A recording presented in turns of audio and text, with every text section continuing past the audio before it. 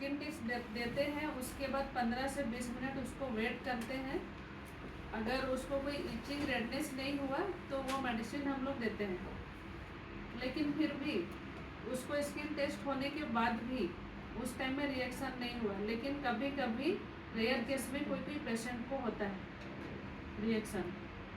तो जैसे जॉन दिए या फिर 4.5 मिलीग्राम का कोई मेडिसिन हुआ जिसको 100 ml में लगाते हैं, कुछ डायरेक्ट हम लोग बोलस देते हैं।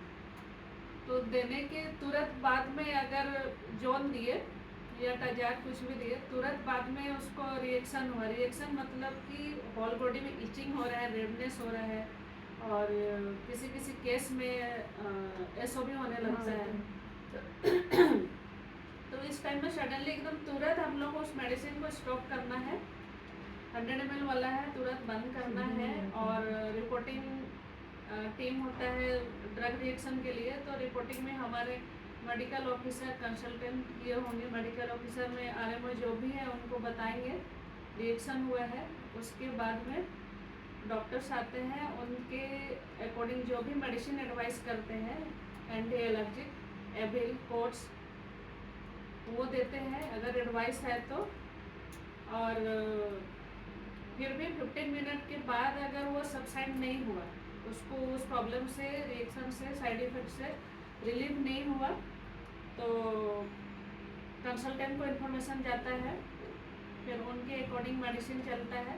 लेकिन मेडिसिन क्या है, अगर आगे वाला मेडिसिन हम लोग को उतना आइडिया नहीं है, पर रिएक्शन होने के बाद में जब पेशेंट स्टेबल हो गया, सारा चीज़ ख़त्म हो गया, तो सेम डे में हम लोग उसका यूरिन सैंपल और ब्लड सैंपल दोनों को लैब भेजते हैं। और रिएक्शन के लिए एडीआर फॉर्म होता है।